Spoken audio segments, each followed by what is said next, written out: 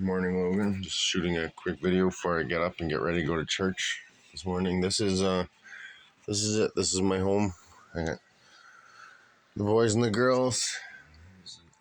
RX-7 out there.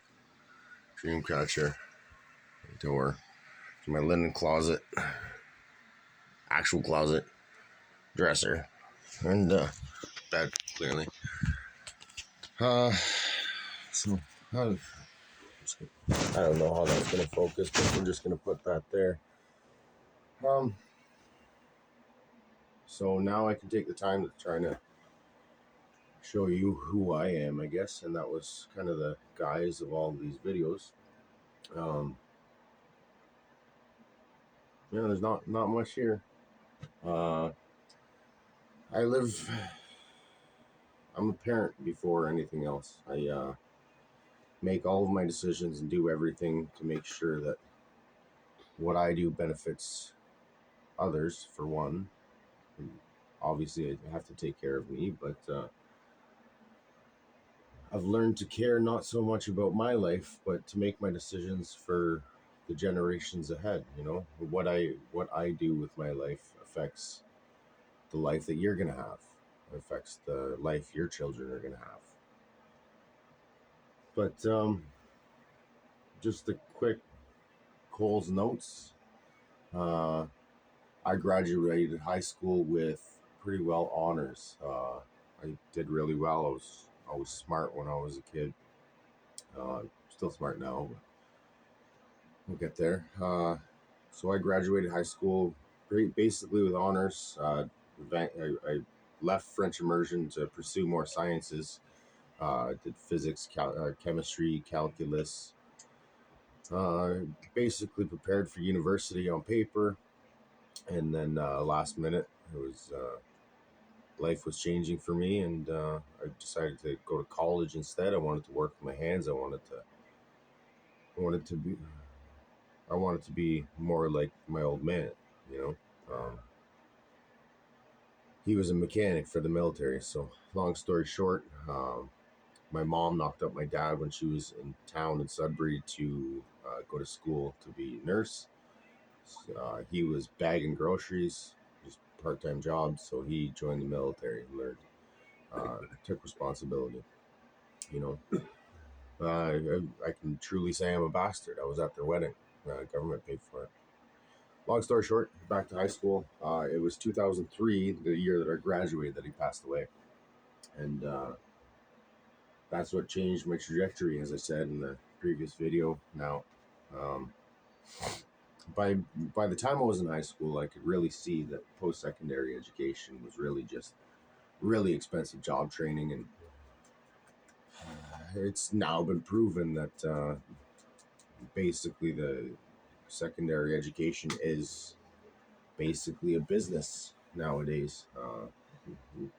Look at what happened with all the international students in my country, in the here nor there. I ended up leaving college. Anyway, 2003, all that happened. My father passed away when I was in first semester. I went to Georgia College for Engineering, which is an engineering technologist course. So anybody that comes out of Georgia isn't actually an engineer; they're just a technologist. So I ended up leaving school and immediately going to work in that field. So my dad was the middle of five brothers, and they knew how to swing a hammer. As soon as I could carry stuff, I was learning renovation. And I left school to pursue the skilled trades. Now, fast forward 20 years to now, I'll be 41 next month. I'm proficient in almost every skilled trade there is, but I never pursued a piece of paper for any of it. So that means I'm basically underpaid. I get, if I'm lucky, maybe 5/8 to 3/4 of what a skilled trade person gets paid, even though I can do their work on top of other skilled trades. And here's the thing, you've heard the saying, jack of all trades, right? But what you've only ever heard half of it, because we live in a world that's so fast and advanced that we've forgotten where we come from. So again, a jack of all trades, a master of none. but it's oftentimes better than the master of one. And that basically speaks to the testament that, like, look at the reality of who I am. I don't have to wait for the guy who has the special license to turn this wrench if I have the wrench to do it, you know? Here nor there. Back to quick life story. That was 2003. By 2005, so I didn't do drugs until basically 2002. By 2003, 2004, after my father passed away, I got into harder drugs. I was doing cocaine, ecstasy. I met your mom on the internet at some point in between there. But in the summer of 2005, I overdosed on a bad batch of ecstasy. Um, that was the first time I died. You know, there's been more than one occasion since. I joke with your sisters and their mother that I'm basically invincible. But I'm not gonna bore you with that giant story today. Basically, a quick synopsis. 2003, all that happened. By 2005, I overdosed, and then some part of my messed up head said, "Move away and get married and have kids and be an adult, and life will change." And I tried that, and the truth that your mom never actually knew, I ended up just going down to Georgia and hanging around. But at the time when you were born, West Point in LaGrange, the Hyundai plant was being built in Alabama, and I work in the automotive industry. And my plan was to wait for them to be finished the build and try and get in. And that plant's now, I guess, the largest Korean manufacturer in North America. It's their place there. There's all sorts of history I could teach you about the automotive industry and how different countries were involved in it.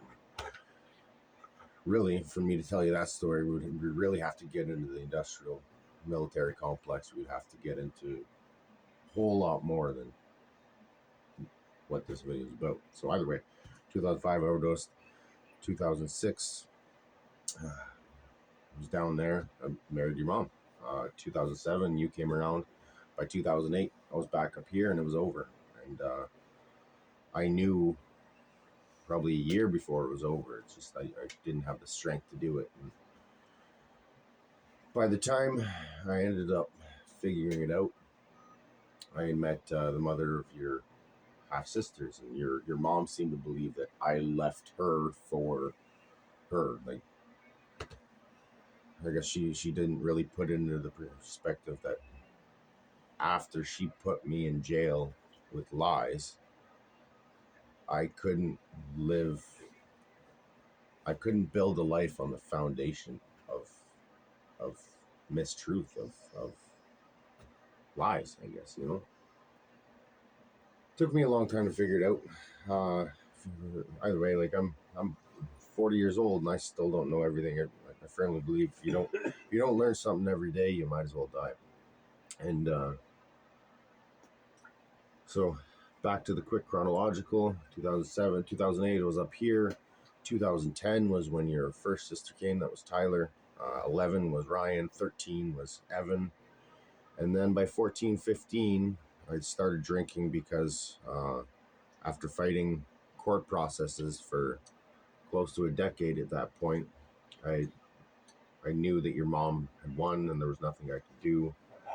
And I took it out on myself.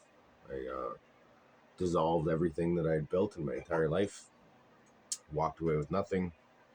And COVID happened, and a couple more suicide attempts. And then I ended up losing my license after 2 DUIs.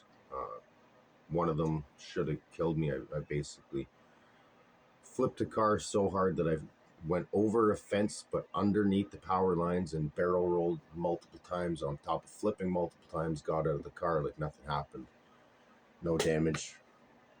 I got hauled up,